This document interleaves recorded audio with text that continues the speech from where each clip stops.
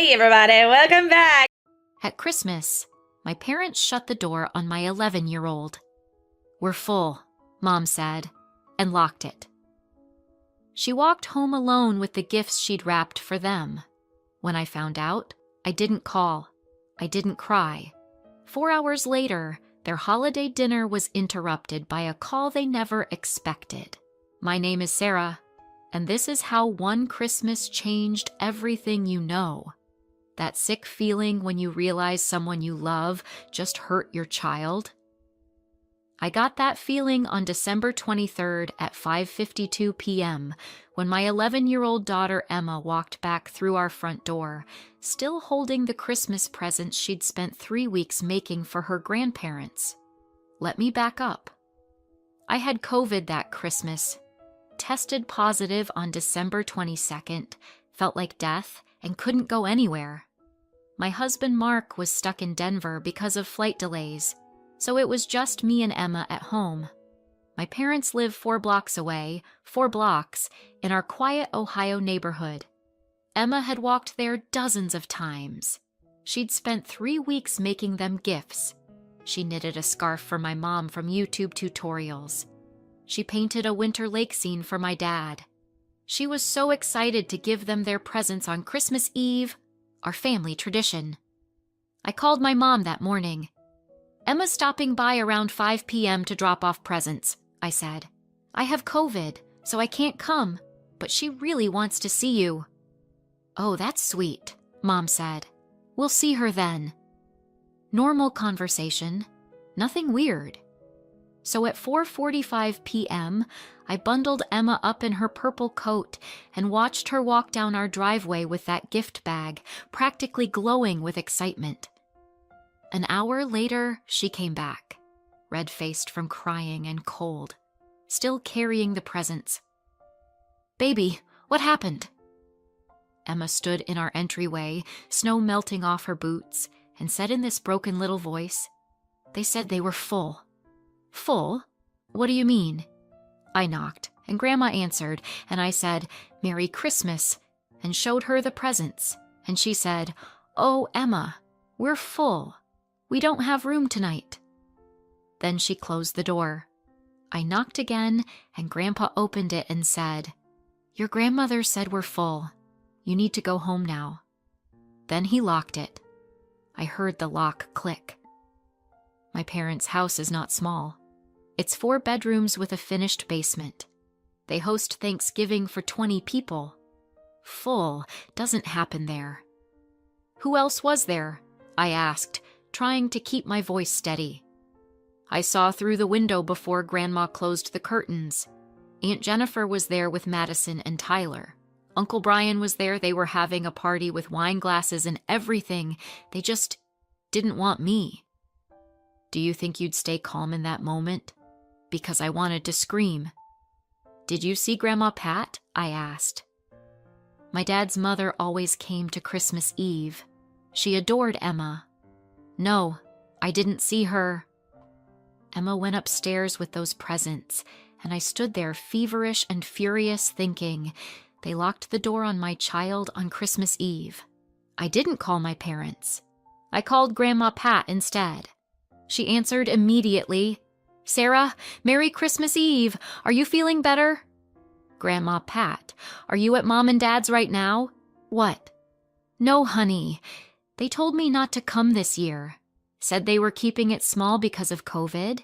They didn't want me to risk getting sick. Why?" And right there, I knew. They told my 83-year-old grandmother to stay home because of COVID.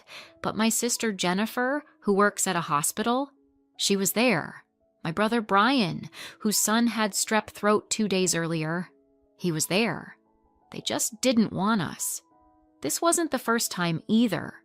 Jennifer's always been the favorite. Her kids are the perfect grandchildren. Sports, straight A's, everything right. Emma? She's artistic, quiet, reads instead of playing soccer. Apparently that makes her less valuable. But turning her away on Christmas Eve with homemade presents in her hands? That crossed every line. I told Grandma Pat everything about Emma walking over with gifts, about my mother saying they were full, about the locked door, about my daughter walking home alone carrying presents nobody wanted. 5 seconds of silence. Then, "Give me 20 minutes. She hung up. I didn't know what she was planning. I just went upstairs to Emma, who was still in her coat, staring at that bag. "Mom, did I do something wrong? Why don't they want me?" That's when I cried. How do you explain to your child that people who should love her unconditionally just don't? At 6:32 p.m., my phone rang. My mother. I didn't answer. Then my father. Then Jennifer. Then Brian. Then my mother again. Ignored them all. At 7:15 p.m., an unknown number called. "Mrs. Coleman? This is Officer Matthews with Westfield Police. I'm at your parents' residence. There's been an incident.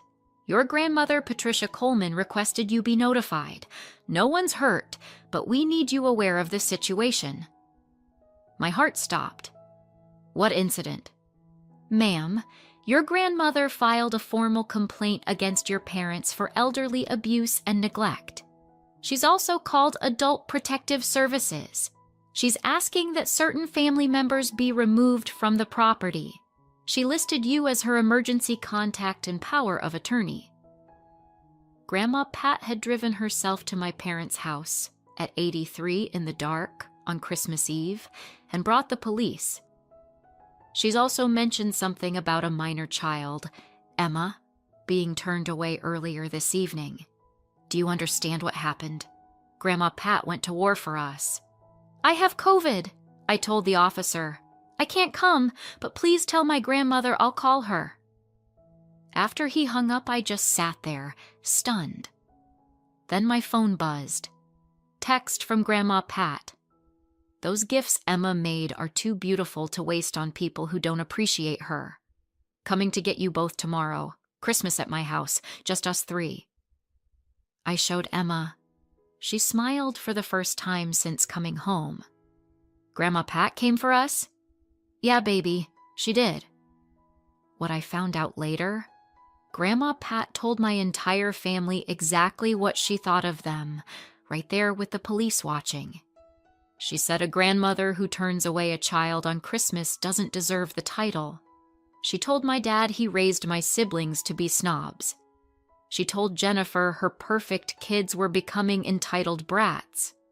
Then she announced she was changing her will. Everything she'd planned to leave my father, going to me and Emma now. Family takes care of family, and you people don't know what that means anymore. My brother tried to calm her down, said she was overreacting. She turned to the officer and said, "See, trying to tell me I'm not in my right mind. That's elder abuse, isn't it?" The officer confirmed it could be. My mother tried explaining about being full. Grandma Pat laughed and said, "I've seen refugee camps with more room than you have excuses." Christmas Day, Grandma Pat picked us up at noon. Emma gave her the presents, the scarf, the painting, a little ornament. Grandma Pat cried real tears and wore that scarf all day even though her house was warm. We ate cinnamon rolls and watched movies. Emma fell asleep on the couch with her head on Grandma Pat's lap. "I should have done this years ago," Grandma Pat told me quietly. "I saw how they treated you, how they favored Jennifer and Brian. I thought it would get better." "You're doing it now," I said. "That's what matters." My parents called 47 times between December 24th and 26th. I didn't answer. On December 27th, I sent one text to my mother. "When you're ready to apologize to Emma, not to me, to Emma, for shutting the door in her face, you can call. Until then, we have nothing to say." Her response, "You're being dramatic. We were just keeping it small."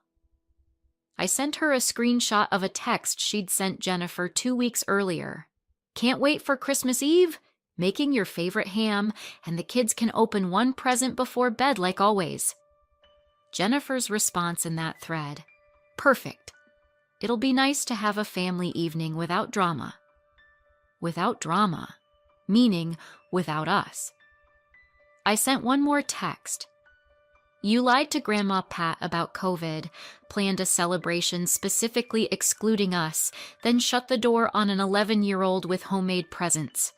I'm not being dramatic. I'm being a mother. She didn't respond. My father called January 2nd. Your mother's very upset. Grandma's serious about the will change, and Jennifer and Brian are angry with you for ruining Christmas. I ruined Christmas? Dad, I had COVID. Emma brought presents. You locked the door on her. Silence. Emma is 11. She spent 3 weeks making you gifts because she loves you. And you shut the door in her face. Do you understand what that did to her? Of course I care. Your mother thought... Thought what? That Emma's not good enough? More silence. Grandma Pat didn't ruin your Christmas. You did. And you didn't just ruin one Christmas. You ruined Emma's ability to trust you unless you actually make it right. He hung up. January turned into February. Emma started having nightmares about locked doors. The counselor called it rejection trauma. We had weekly dinners with Grandma Pat, started new traditions. Slowly, Emma started smiling more.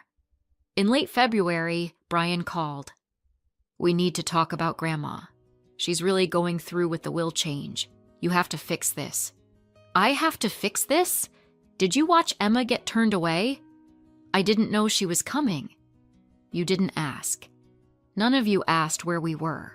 You just enjoyed your perfect Christmas without us. What can we do to make it right? Apologize to Emma. Really apologize. Not because you want the inheritance, but because you understand what you did was wrong. 2 weeks later, my mother called. I'd like to take Emma to lunch. We went together. Mom brought a gift bag. Emma didn't touch it. I don't want a present, Emma said quietly. I wanted to give you presents.